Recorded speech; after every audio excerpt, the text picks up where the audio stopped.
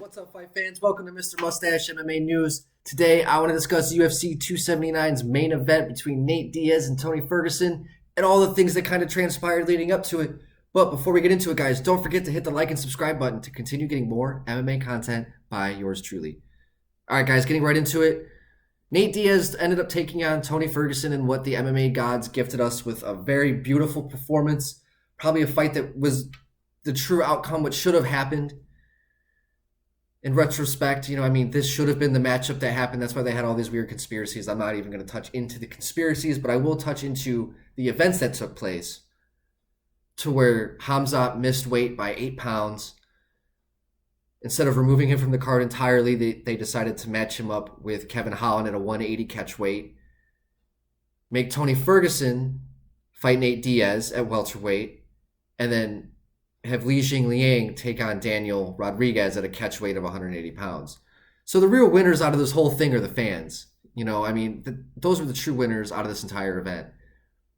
And thank God for Nate being game, Tony being game, Daniel, Li Jingliang, Kevin Holland, all those guys for being game after Khamzat's massive fuck up. And it's kind of strange to see his reaction to everything too, but I'm not even going to talk about that in this video. I'm already getting sidetracked. But in the end result, we had Nate Diaz taking on Tony Ferguson in the welterweight division, and we got a pretty awesome fight, in my opinion. We had a lot of people booing in the fight. I guess not enough action.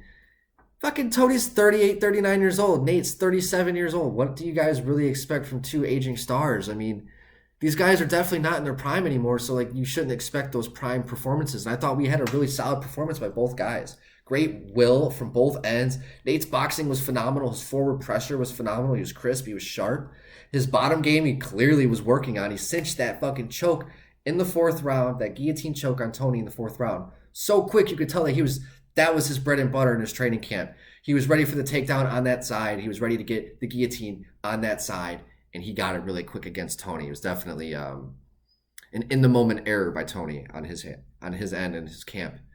But Nate looked good. His boxing was slick. He was having trouble with the leg kicks by Tony, but he was able to catch a few and check a few and damage Tony's shin really bad. His shin was gushing there for, I think it was the 1st or 2nd round. He was gushing really bad. Tony looked decent. He just wasn't able to fight his fight. Nate wasn't able to let him set up anything or reset anything. Nate's constant pressure went to Tony's detriment. Tony wasn't able to do what he does. He wasn't able to set up those crazy moves that he does. He's usually the one moving forward. He's usually not the one moving back. So with Nate putting on the forward pressure, using his reach and fighting his fight, it really made it difficult for Tony to unleash really any sort of wild attack on him or consistent attack on him, because Nate was always right there in his face. He was game for everything. And Tony's biggest success was the leg kicks for sure. And that I think if he would have stuck to that a little better, that definitely could have maybe ended Nate. But Nate would have dropped. Tony would have fallen to the ground, and who knows? It probably could have ended up happening the same way it happened. Nate was so prepared for that fight to go on the ground. It was very evident when he was just, Tony got that takedown, and he was already in that choke. Nate was so ready for that. And I don't think Tony had any other option. That shit was Nate's night, and Tony definitely caught him with some shit early on and was able to stumble him a little bit and catch him with some stuff. But at the end of the day, Nate was the sharper. He wanted it more, and just Tony, he wasn't able to get in on the reach. He wasn't able to get going, and it wasn't saying that he was looking bad. He wasn't really looking bad. It was just Nate just was fighting his fight. Nate was doing what Nate does.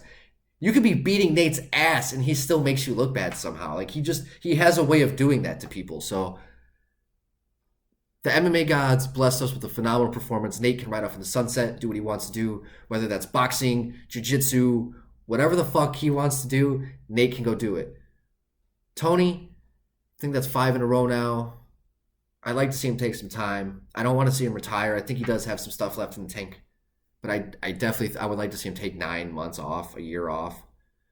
And just, he seems to be happy. So, if the guy's happy competing at what he's doing, I don't want him to stop doing that. The guy seems to have his purpose. He seems to not have all that pressure on his back anymore.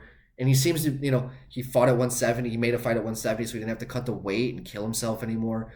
So it seems that Tony Ferguson that we have is a happy Ferguson. And that just makes me a happy fan and a happy person. So whatever he decides to do moving forward, as long as he's happy, I'm happy. Um, I don't have any ideas for a matchup for him. I just want him to take some time off. And same for Nate. Now Nate's out of the UFC. Whether he goes to box Jake Paul or whatever it is he does, I just hope he gets paid in the process. I know Jake Paul has to get past Anderson Silva, and I think if Jake Paul does, then I think he will box it. I think he'll box Nate, and I think if Silva actually outboxes Jake Paul and gets the W, I wouldn't be too surprised that an Anderson Silva and Nate Diaz boxing match in the near future. I wouldn't count that out. I would almost consider at that. It might be my bold prediction that the Paul versus Silva matchup is a sweepstakes to take on Nate Diaz in a boxing match probably next summer or whatever the fuck. But all in all, I thought it was a phenomenal performance by both guys. I'm very happy with the way that this ended. It does suck with Tony Ferguson getting finished. That is definitely not something I hoped for, but I think as a fan, we definitely won for that entire main event.